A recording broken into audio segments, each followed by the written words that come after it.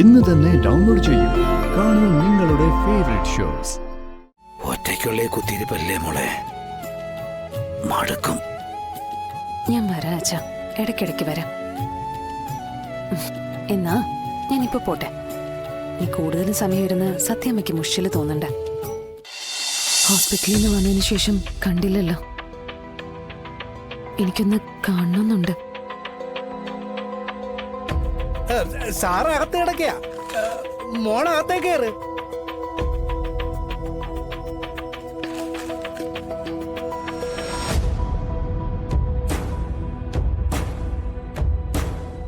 കുഞ്ഞെ നോക്കിയേക്കാതെ കേറുവാ.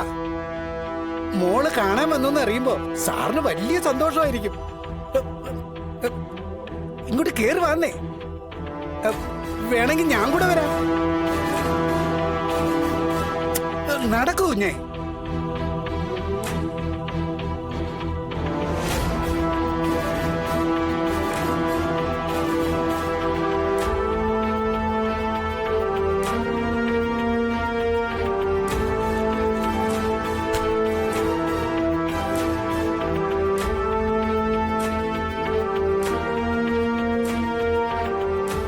സാറേ, സാറേ, രാഘവൻ സാറേ, ഒന്ന് എഴുന്നേറ്റേ. ഇതാരാ വന്നിരിക്കുന്നത് നോക്കിയേ.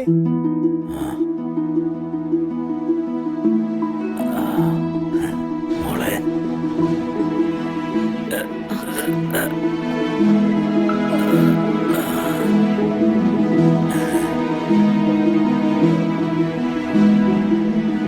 എങ്ങനെയുണ്ട് ചേപ്പോ? നെഞ്ചിന്റെ വേദനയൊക്കെ മാറിയില്ലേ? ഇപ്പോ യാതൊരു അസ്വസ്ഥതയില്ലല്ലോ? ഒന്നുമില്ല മോളെ. ഇപ്പോ ദൈവാധീനം എന്ന് പറഞ്ഞാൽ മതിയല്ലോ. നീ അന്ന് തക്ക സമയത്ത് എത്തിയില്ലായിരുന്നെങ്കിൽ പിന്നെ ഞാൻ ആ രാത്രി വിചാരിച്ചതേ എന്നെ ജീവനോട് കിട്ടില്ല എന്ന് തന്നെ. എന്റെ സമയം തീർന്നു എന്ന് തന്നെ ഞാൻ വിചാരിച്ചതാ. പക്ഷേ അതിൽ നിന്നൊക്കെ എന്നെ രക്ഷപ്പെടുത്തി എടുത്തില്ലേ? പക്ഷേ ഡോക്ടർ പറഞ്ഞതുപോലെയൊക്കെ ചെയ്യണം. കൃത്യമായിട്ട് മരുന്ന് കഴിക്കണം. പറഞ്ഞ സമയത്ത് തന്നെ സമയം തെറ്റാതെ ഭക്ഷണം കഴിക്കണം. ഉറക്കം പറഞ്ഞിരിക്കുന്ന സമയം അത്രയും കൃത്യമായിട്ട് കിടന്ന് ഉറങ്ങണം. ഡോക്ടർ പറഞ്ഞ രീതിയിൽ കാര്യങ്ങളൊക്കെ ചെയ്താൽ നമ്മുടെ അസുഖം എങ്ങോട്ട് പോയെന്നോർത്ത് നമ്മൾ തന്നെ അത്ഭുതപ്പെടും. ഭക്ഷണമൊക്കെ കൃത്യമായി എടുത്തു കൊടുത്തിട്ടേ സത്യാമ്മ പുറത്തേക്ക് പോകാറുള്ളൂ. മരുന്നുണ്ടെങ്കിൽ നിർബന്ധിച്ചു കൊടുക്കുകയും ചെയ്യും.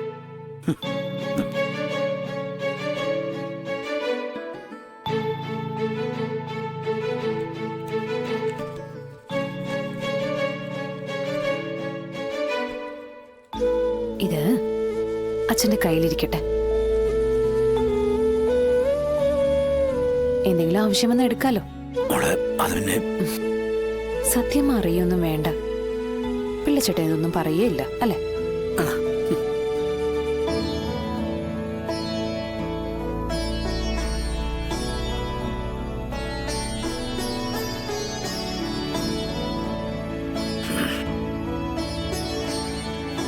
പിന്നെ മോള് സമയം കിട്ടുമ്പോഴൊക്കെ വരണം. മോള് വരുന്നതും മോളോട് എന്തെങ്കിലും സംസാരിച്ചുകൊണ്ടിരിക്കുന്നതും ഒക്കെ വലിയൊരു ആശ്വാസമാ.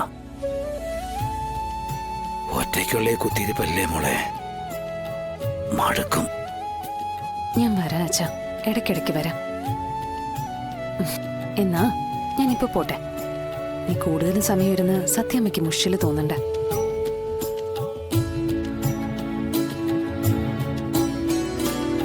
പിന്നെ ടെൻഷനൊന്നും അടിക്കരുത് കേട്ടോ.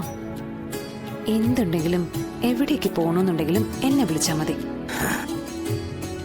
എത്ര തിരക്കുണ്ടെങ്കിലും ഞാൻ വന്നോളാം. ഞാൻ വിളിച്ചോളാം മോളെ.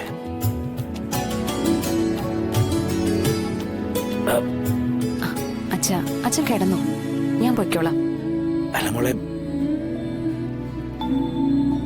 വന്നിട്ടൊരു ചായ പോലും കുടിക്കാ പോവാന്ന് പറയുമ്പോ ഡബിളെ വേണ്ട, അതൊന്നും സാരമില്ല അച്ഛാ. ഇനി വരുമ്പോഴും അതൊക്കെ ആവാലോ. ശരി, പോട്ടെ.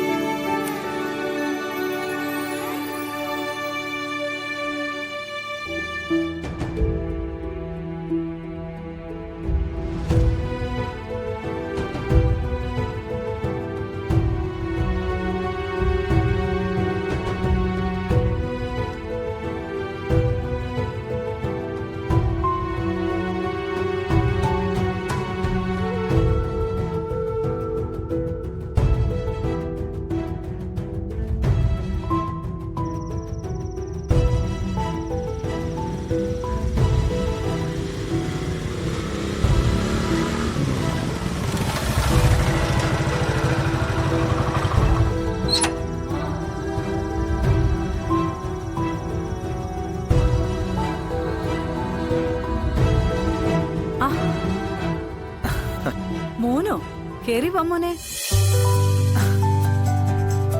ഇരിക്കെ. സത്യേ, മോള് രാവിലെ മുതൽ തിരക്കിയ ആളെ ദേ കൺമുന്നി വന്ന് ചാടിയിട്ടുണ്ട്. എന്താന്ന് വെച്ചാ ചോദിച്ചോ. സത്യേ. ഹായ് അച്ഛാ.